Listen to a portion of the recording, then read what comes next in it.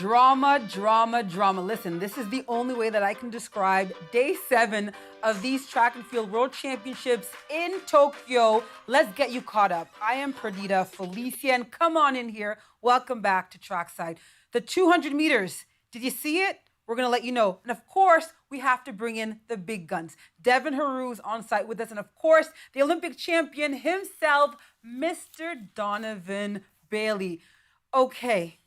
The 200 meters. Let's start with the men. Let's right. start with where you're going with this. Well, I'm going to set you up. Yes. 4 times for Noah Lyles. How impressive is he? Well, consistency. I mean, that's what you see. I mean, I don't like the fact that he's been compared to Usain Bolt because why? Because I just think from a legacy perspective, I think it's awesome because Noah has been that consistent. But you keep comparing it to the greatest sprinter that ever walked. Stays in his own league is what you're saying. Usain is absolutely in his own league. But Noah is clearly the star of today, the star of the 2020s, we'll say. And yeah, he's spectacular. He's consistent, and he continues to either walk the walk and talk the talk. He definitely talks the talk. Yeah, so you've got to cheer for him. Devin, he had to work for it, though it was not easy at all. I know you got to talk to him in the mix zone. Yeah, Perdita, I just spoke to the 4-time 200-meter world champion just seconds ago. In fact, he's working his way through the mix zone, and nobody is leaving this stadium because he is big in Japan and golden once again in this race. And I asked him about being pushed here this evening as they rounded the corner, made their way around the bend. You saw it. Noah was in 4th spot, but it was a perfectly timed, perfectly executed race. And he did say this almost never happened. It was a difficult season, injury-plagued at times for Noah, but here tonight, when he needed it most, like he has time and time again, he has found a way, and he's very pleased with himself, and so are many of the fans here still inside this stadium. Perdita and Donovan. Talking about being pleased, Donovan, I mean, Kenny Bednar gets silver. He was shut out of the medals in the 100 meters. But Brian Lavelle of Jamaica gets a bronze medal. To me, that was such a big moment.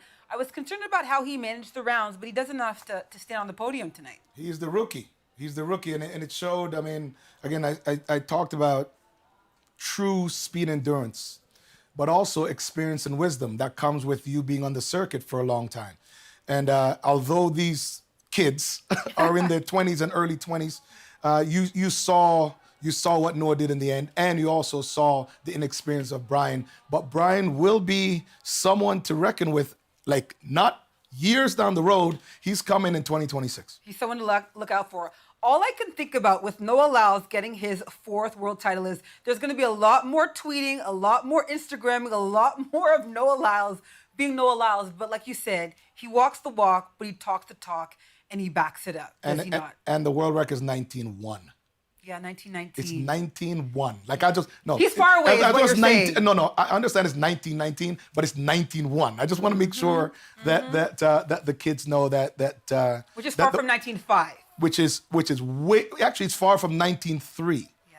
Right. Yes. Right. That makes sense. So at the end of the day, listen, at the end of the day, these guys are running with training, support, technology, whether it's on track or on the spikes, on the track, whatever. Incredible support system that they all have. Again, very incredible for them to be running this fast still. Quickly, Devin, has there been any conversation or any whispers? I know it's really early, he just ran this, but of him being in the conversation of now solidifying himself as the greatest of all time? Because you have to admit, the fans love him. Everyone's eating it up, Devin. Like, he is a superstar of the sport. We have to admit that. Perdita, I think it's a good question, and I think that journalists are always going to try and find a storyline and draw on parallels to some of the greats. Donovan, I hear you loud and clear. I actually just asked Noah about being in that same conversation as Usain Bolt, and he didn't really want to go there, which I thought was interesting about the way he responded to it. I think it's important to point that out to the audience because Bolt is in a league of his own. He always will be in a league of his own. So it was It was really interesting to me how Noah reacted to that, but I think you are going to see storylines, and you are going to see paragraphs in the stories of the writing of what happened here tonight with Noah and Usain in the same paragraph. But I think there's a big gap, as Donovan just spelled out there. I do want to throw both over to both of you about how important Kenny's performance here tonight was, because he was wondering about, you know what, I'm going to stop myself because we have the world champion and we're live right now. Melissa, can we bring you in? Sure. We are live right now across Canada and around the world. Oh, Perdita wants to know. We're live with Perdita and Donovan Bailey. Perdita wants to know if you can sing. It would be a golden song, no doubt, on a brilliant performance by you here tonight, Melissa. What does this one mean at this point of your career? It means a lot. I have been dreaming of this very moment since the beginning of the 2025 season. I remember right after I got married, me and my husband went on a little getaway trip, and I remember we sat down and we opened a book, or made it our book. It's called basically our guide to life, in a sense. And so he told me, like, whatever I'm feeling, write it down in the book. Whatever goals I want to accomplish and achieve, write it down in the book. And at that moment, I was writing down things that I wasn't necessarily sure how I was going to get there. But it was just, it's just one of those things where you write it down, but you also have to be able to believe it. And, at the end of the day, know that it can happen with you putting in the work. And so ever since that weekend, I went into the Kingston Grand Slam and just all of the rest of the meets that I had this year. And, I put my best foot forward. I listened to my coaches, trusted in God, trusted in my family, my village. They support me they support me so much it makes no sense. But just to have all of them in my corner every single step of the way, my coaches, my training partners, my family, just everyone saw this coming. And to be able to get to the biggest stage and be able to showcase to the world that, this isn't just happening, it's already been written, and it was just a matter of it actually happening when it was supposed to happen. It just means the world to me. Absolutely brilliant. Belief and discipline. You talked all about discipline the other night. You complete the double. Mm-hmm. Shelly-Ann Fraser-Pryce, the last person to do it. You're in the conversation with the big giants of this sport. What does that mean to you? It means a lot. So a lot of people look at where I am right now and say, how in the world did she get there? She wasn't the fastest coming out of high school. She didn't go to the big schools and things like that. But at the end of the day, it never mattered where I started. It's about where I was going. And the one thing that I've always stood true on is my faith in knowing that everybody's journey is designed for them. We all take different paths in life, but we kind of all meet up at the same spot when we were supposed to. And so me learning that very early on, just knowing that whatever is for me will be for me when it is for me. And I feel like I'm living in that right now. It's wonderful to hear and wonderful to see, and what a great night for you. Congratulations, Melissa. Thank you so much. And shout out to Donovan Bailey. We actually have the same agent. Just thought I'd put that in there. Yes. Good job. Great job. Yeah, and Donovan's agreeing and saying great job. Perdita's saying great job. Congratulations, Melissa. Thank you. Brilliant. Nice. Well, we're doing it live once again, Perdita and Donovan. I guess we're doing it live. Yes, Melissa. Of course, you said Mark Block manages Melissa, and he managed your career as well. How hard was it, what she just accomplished, and what was the key to get her to do that? 2013, no other woman has done that since Shelly-Ann. Everybody needs to be, Perdita, great question. Everybody needs to be on the same page. I mean, and I think that, no one, I think people always see like the accolades. People always see what you win after, or maybe sometimes material things or money or whatever. But it takes a whole lot for a team to be together and for everybody to kind of assume their role and get things done. And I think that her race management this year has been fantastic, and her agent has to be credited for that. I mean, obviously her coaches and so forth, but it's been phenomenal, and we see the results. And we have to say, she was on trackside early in the season. There's no ego on her. She came on, she sang, she had a great time. And this was really on her vision board to accomplish. But the thing with Melissa, the 200 is not even her stronger event. It's not. At least how the season was unfolding. So to come out and win the 1 and then to also win the 2 is outstanding. Devin, we do need to talk about Shericka Jackson making it to the podium. Hunt also getting that silver medal. Awesome. She told them to me to some of the fastest times that they've ever run this year. Yeah, and Perdita, I listened to the commentary once again. Great job, both of you. And it's interesting to watch body language and reaction at the end of that race. What does a silver mean to an athlete? What does a bronze mean to an athlete? So I was paying close attention to the reactions. Amy Hunt, obviously, absolutely thrilled, jubilant. At the result here tonight.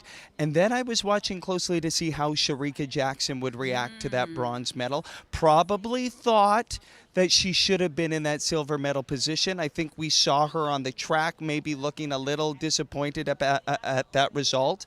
But I've told you time and time again, the Jamaican broadcasters are right beside us. Shericka came up here and she was in a completely different demeanor, a very positive disposition, talked about the comeback, talked about the journey to get back to this point. We know the devastation she suffered not being able to compete probably at the height of some of her superpowers at the Paris Olympics last year, but she's back here, she's back on the podium, and I think tonight when she had a moment to absorb that, put that medal around her neck, the full weight of what she's done to get back to this point really hit her, and she was very happy with that, so that's always nice to see Perdita and Donovan.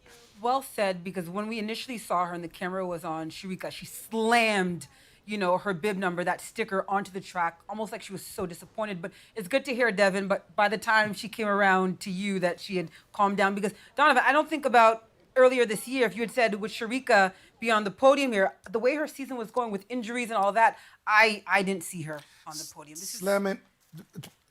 Slamming her number on the track is the mindset of a champion. It's a mindset of a killer. She wanted more. Absolutely, and she's also been there before. Shericka has been golden.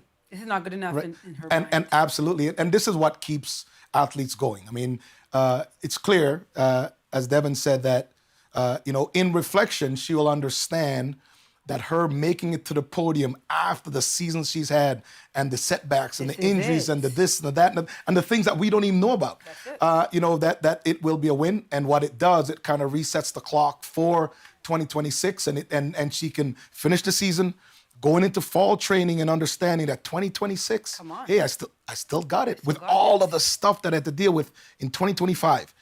I still made it through. I'm injury free, although I think that I'm sure I saw her hamstring grab coming off the corner. She's going to be all right. She's going to be all right. So yesterday, Devin Heroux was speaking to Andre DeGrasse. He didn't make it through the semifinals. None of the Canadian men made it through to the semifinal of the 200 meters. But he said to Devin a very curious thing. He said, this might be the last time the four of us guys, are ever together. Donovan, what do you make of that statement? Is it that there's supporting cast? Is he retiring? Are they moving on? It seemed a little cryptic to me. It's probably none of the above. I mean, what is it? No.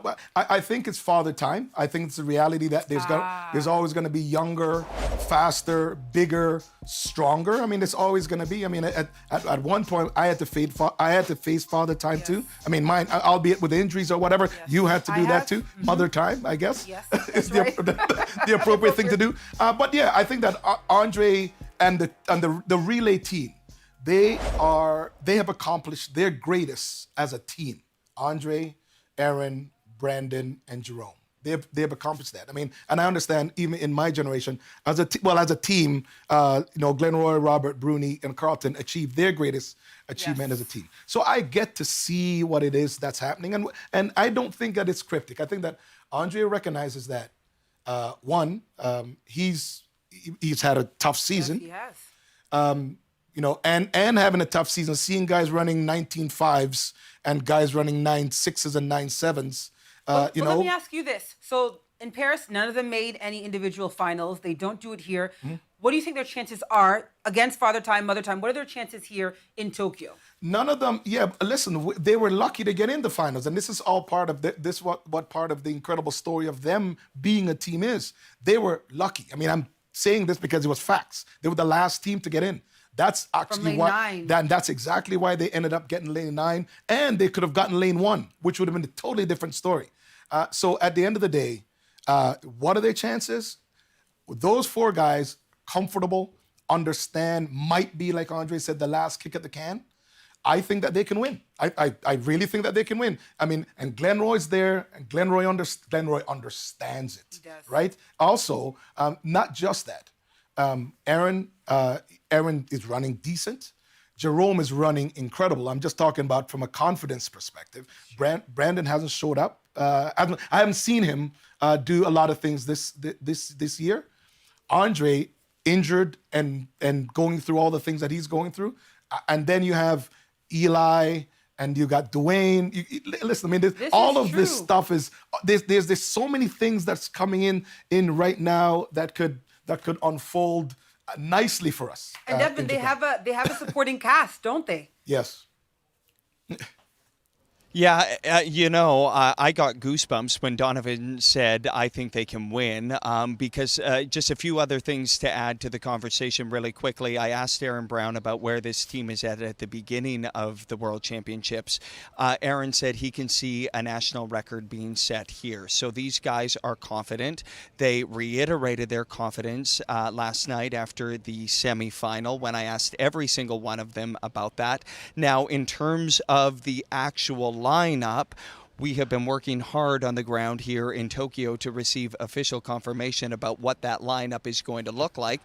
But Glenn Roy is not going to show his cards, even to the national broadcaster here on the ground in Tokyo. So at this late hour, on the eve of the heats in the 4x100, we still do not know what Canada, the men's team, will look like tomorrow. Of course, Andre talking to some of our other colleagues here, saying that the band was going to be back together, but we are going to go to bed here tonight in Tokyo without receiving official confirmation about what that team will look like. Perdita and Donovan, it only adds to what has been a dramatic World Championships. I know what I would do if I was the coach. Okay, I know you got to go, but what would you do? Are you going to switch it up? Or keep it the I same? would leave it as it is right now for the heats, because then, again, they have to be as aggressive as possible in the heats or in the semifinals. They have to be. But then I'd mix it up in the finals. You would put a newbie in the final, like 100%, Eli, potentially. 100%. Wow, and risk it. And put Andre put Andre. Jerome anchor. on the backstretch is that he's gonna kill it. Aaron coming out of the hole. Andre in third, absolutely. To Eli, yeah, for sure. So you're basically That's what I would do in the finals. But certainly I would leave it in the heats to make sure they get in. But also, I mean, it's comfort. It's comfort. What like I knew, like Bruni coming into me, he knew my hand. Like we couldn't mess up, right? Glenroy knew his hand. I mean, and basically in the backbone of our relay team was just those 3 hands off together, handing off to each other. Now you have a team that's one, and it's 4 people that are familiar with themselves. So I would say, I'd probably test to see what kind of shape Brandon is in.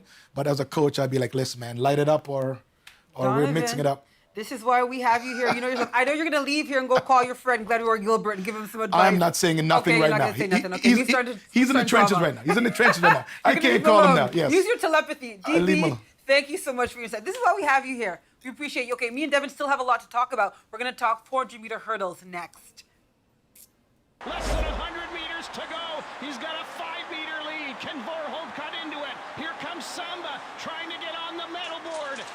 And Benjamin took one down. Here comes the Nigerian Nathaniel. It's going to be Benjamin. 46.54. Rai Benjamin adds a world title to his Olympic gold. Well, there you saw it. Rai Benjamin winning gold, or did he, Perdita? This is where the drama of the evening really kicked in. And you saw on that 10th and final hurdle, Benjamin hitting it. And, I think it added to some intrigue of the race because he was pulling away. But that was an important knocking over of that hurdle, because just minutes after that, after he put a crown on his head, Perdita, we would learn that Benjamin would be DQ'd. He would be DQ'd because when he knocked over that hurdle, apparently it was ruled that it went into the other lane, impeding his competitor in lane 6. Then the U.S. appealed. Then Benjamin was reinstated. He is the world champion after all, but it was a chaotic scene here in National Stadium. He took the crown off Perdita. He was in disbelief. And then he put the crown back on. I mean, take us through it from your perspective, because I know you were just as shocked as all of us. I was stunned. And so you're right. He was the world champion, but then he's not the world champion. Then he is the world champion. And he had such a clean race start to finish. Here he is, the last 100 meters to take it home. He's fine. Hurdle 9, in control of the race. He knocks it. It knocks the other hurdle to the left of him out of its way, but it didn't impede the other runner. And so I think this is what happened. I think the athlete from Nigeria who was in 4th, this is what I believe, I think they probably protested. And the rule is, yes, if you impede another athlete's race, you got to be DQ'd. So they went with the letter of the law. But then they looked at it and they're like, but wait a minute, you still hurdled the hurdle. You were fine, nothing happened. And I think they made the right call, rightly so. He was reinstated.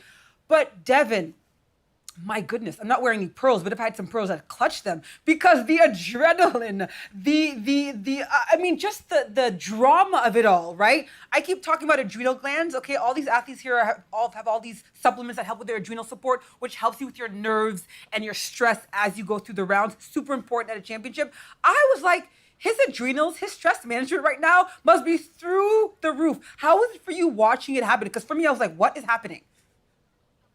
I mean, it's crazy, and it's all happening in real time, and we're looking at the results, and we see the DQ, and then all heck breaks loose as we try and sort through the details. But you know what? Interestingly enough, Perdita, you remember when we were talking about the elimination chairs and how they have to sort of sit there and wait to see if they're moving on? Well, they actually held all the medalists in those elimination chairs, and I would talk to Alison DeSantos and Rai Benjamin about that, and they just thought like we were sitting here and they wanted to do an interview, and we're like, why aren't you giving us some medals? They had no idea what was going on. And then DeSantos looks over at Benjamin and says, I think you've been DQ'd. Like, that's how this all went down here tonight. Like, the athletes finding out, sitting in the elimination chamber.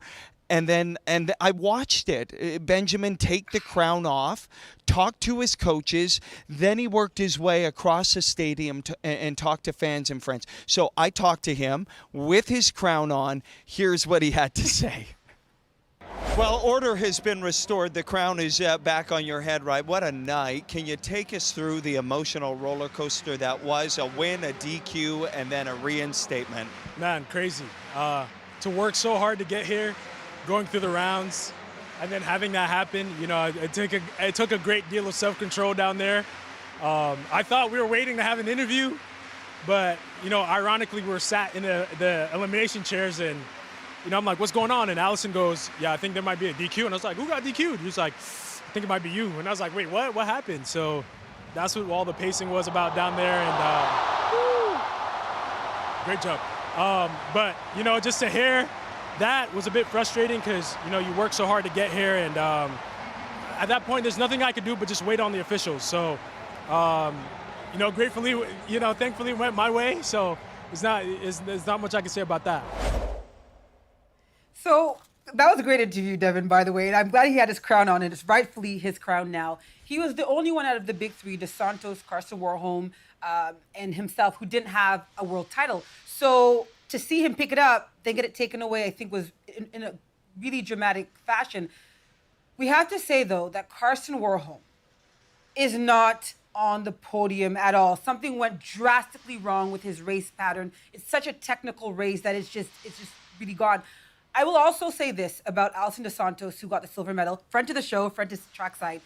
You don't really want to win a world title that way. I know a win is a win, and they'll take the $70,000 check, but I think there would always be an asterisk in his mind that he did not cross the line first. You don't want to win a medal like that. I've been in a similar situation in 2007.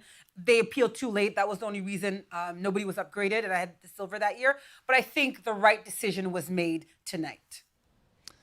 Yeah, Perdita, it is astute analysis from you because I did get the chance to speak to DeSantos, and he said that exact same thing, almost word for word. He said, I wouldn't have wanted to win that way. It wouldn't have felt right. This is exactly what my performance was worthy of tonight, a silver medal. So it was actually this just honest, raw interview from him mimicking exactly the words you just used. So bang on, the athlete mentality shining through once again.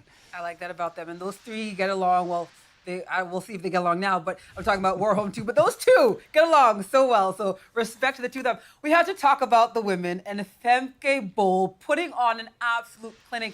Devin, it was just so great to see her because, again, 5 Diamond League wins, 5 straight wins leading into Tokyo, undefeated here, and she does exactly what she needs to do. What some people don't know, Devin, is going into Paris last year, in order to try to beat Sydney McLaughlin-Levrone, she changed her stride pattern completely. 1 to 7, she went 14 steps, and 8 to 10, she went 15 steps. But in that Paris Olympics, Devin, she pushed herself to this red zone, I like to say, and it completely imploded. It backfired. She lost so much momentum trying to keep up with Sydney that she didn't even get the silver medal. She ended up getting bronze and getting passed by Cockrell, the American. But tonight, another year with that same race pattern, she didn't change it. She didn't abandon ship. She wins. She is the world champion tonight. And just a quick note on that, because I'm not going to analyze this any better than you can, but what Femke told me after this race, I asked her 3 questions, and she almost answered each question the exact same way. She reiterated, Perdita, over and over and over, I did it my way. I stuck to the way I do my things. It was basically those words, doing it my way. And so I think that aligns perfectly with what you said. She made this decision. She stuck with it. She owned it. And she's a world champion once again. She said it was very hard having a target on the back, winning in 2023 and trying to follow this up. But she does it here because she did it her way. And I think that's an important lesson.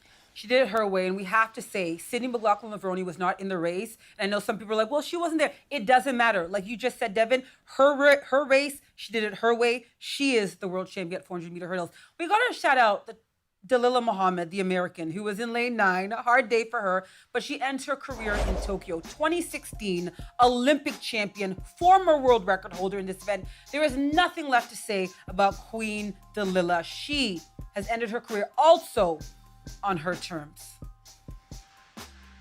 Absolutely, Perdita. And just a little side note that we learned from Aaron Brown, of course, a Canadian connection, that Dalilah used to braid Aaron's hair at USC. So there's a wonderful Canadian connection there. A true champion, no doubt. So I'm glad we're giving Dalilah her flowers here in an illustrious career that ended here on the track in Tokyo tonight. Love that. We got to talk about tomorrow. We're turning our attentions to day 8. Happy birthday, early birthday to friend to the show, Canadian world champion Marco Heroux, going for 800-meter gold on his birthday. Of course, we see our decathletes, Warner and Lepage. They're also trying to go gold digging, I like to say. Yeah, Perdita, it is going to be a super Saturday here in Tokyo. The decathletes went 1-2 2 years ago in Budapest. We've got the relays, Sarah Mittens getting ready to lock and load, and of course, Marco Heroux, as you said, on his birthday. And it's funny what a couple of races do to the temperature around how people are talking about Marco here. A lot of questions coming into this. He's answered them. I didn't think Wanyani looked dominant in his semifinal, and so all of a sudden the door swings open for that gold digging you talked about. And wouldn't it be something? We entered these world championships with a historic 4 defending world champions. So far, 2 for 2. Marco makes to look to go 3 for 3. And right now, it looks like he could do it. I hope he doesn't mind us calling him a gold digger. All right, tomorrow, day 8, 9 p.m. Eastern, 6 p.m. Pacific time, men's 800-meter final, 9:22 a.m. Eastern time on Gen, of course. Thank you for watching today's recap on Trackside with Devin and me. We can't wait to see you tomorrow. And Devin, I'm digging the blazer, my friend. I'll see you tomorrow. Good night, Perdita. What a night.